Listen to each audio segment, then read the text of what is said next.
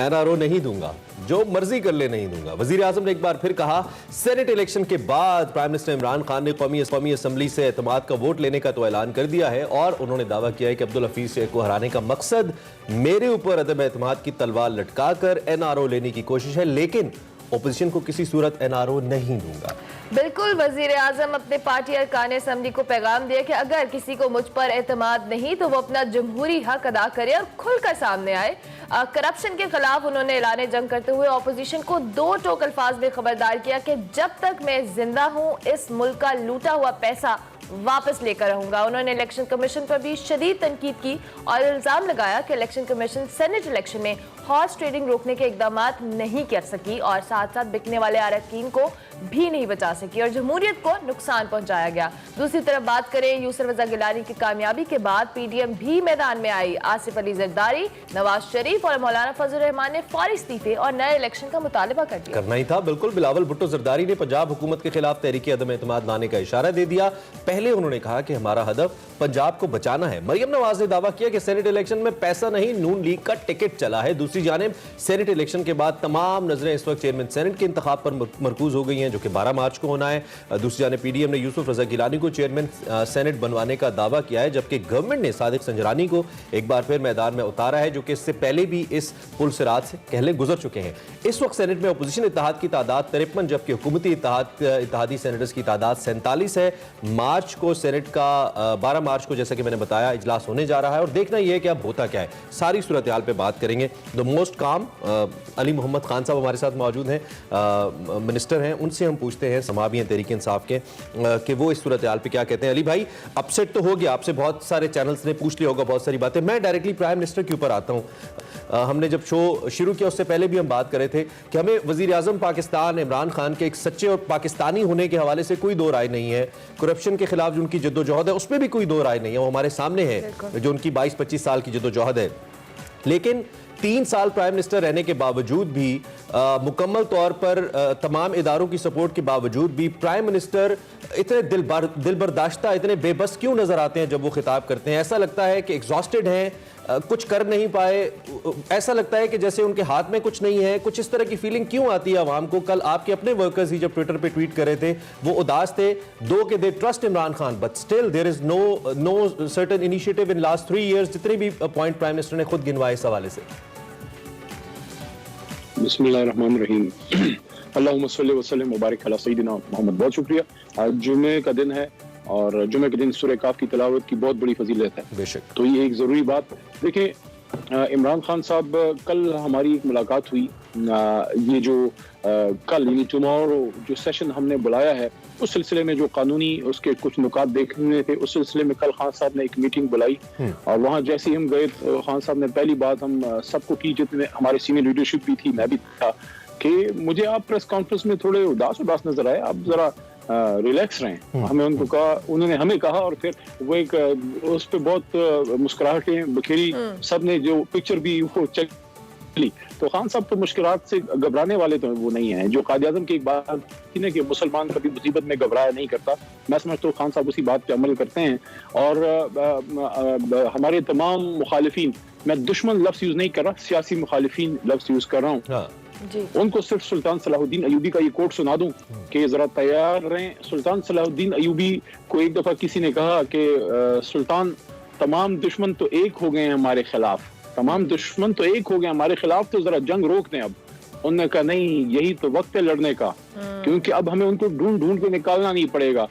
तो अगर पाकिस्तान में किसी को कोई शक था कि स्टेटस को किस तरफ है और एंटी स्टेटस को किस तरफ है, आज देख लें, सब के सब इमरान खान साहब के खिलाफ हैं। और ये वो पेशन गोई है जो इमरान खान साहब ने चंद साल पहले की थी कि जब मैं इन पे तगड़ा हाथ डालूंगा। अली भाई, बिल्कुल दुरुस्त बात है, बिल्कुल आपकी बात ठीक है। एक है, इनको जिच करने के लिए, इनकी पॉलिटिकल स्ट्रेंथ को कम, आपने तो इनकी पॉलिटिकल बढ़ा दी ना, आपने तो इनको मजीद स्ट्रेंथन कर दिया। आपने तो अवाम के अंदर भी इनको इनकी तहरीकें चलाने दी, और अवाम के अंदर क्यों चली? वही आटा चीनी के मसाइल।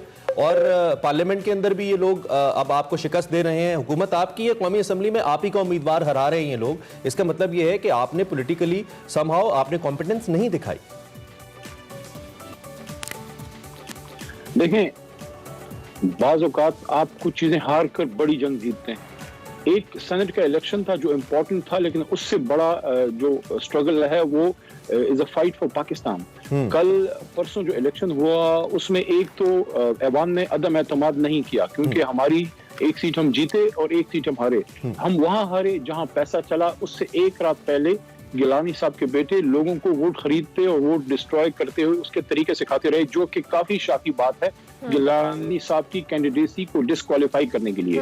तो जो परसों हार हुई है, असल में तो इमरान खान साहब के बयानिए की जीत हुई है और वोट को इज्जत दो के बयानिए की हार हुई है कि वो लोग जो वोट को इज्जत दो का नारा लगाते थे, उन्होंने खुद ही वोट को उसकी सैंक्टिटी खराब की, उसको खरीद कर। तो अवाम को एक बात क्लियर हो गई, इमरान खान साहब विंडिकेट हुए कि जो कहते थे कि ओपन बैलेट करें ताकि खरीदो फरोख्त ना हो, जब ओपन बैलेट नहीं हुई तो खरीदो फरोख्त हो गई। अब कल बाय डिवीजन है, कल सीक्रेट वोट नहीं है, कल जीत के दिखाएं। जहां पैसा नहीं चलेगा। मैं अली मोहम्मद खान साहब इसी सवाल की तरफ आने थी कि वजीर आजम ने कहा है कि कौमी असेंबली से इत्तेमाद का वोट लेना है। अब क्या आपको लगता है कि जिस तरह से अभी हमने इस सेनेट इलेक्शन में देखा, वजीर आजम के लिए ईजी होगा इत्तेमाद का वोट लेना, उनको सपोर्ट वो हासिल होगी?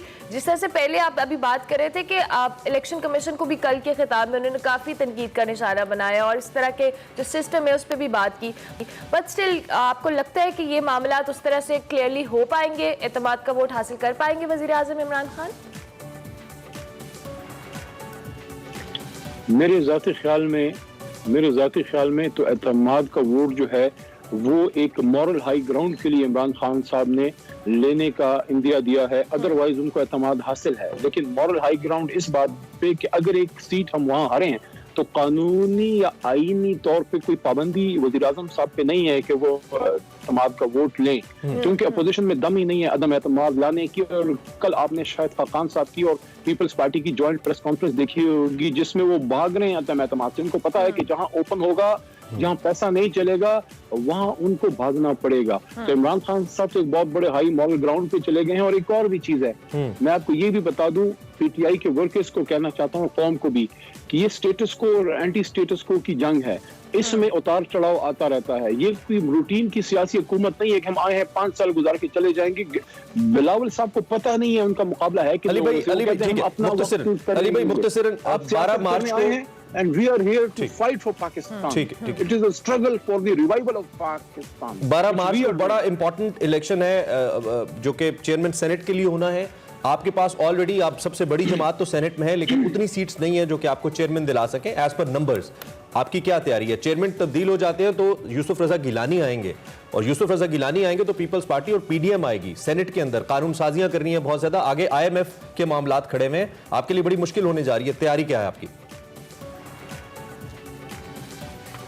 लेकिन तैयारी इंशाल्लाह है, और आज भी जो वोट ऑफ कॉन्फिडेंस जो कल होना है उस सिलसिले में आज भी मुलाकातें हैं। और कल जब सादिक संजरानी साहब का ऐलान हुआ, मैं वहीं था, he was in high spirits.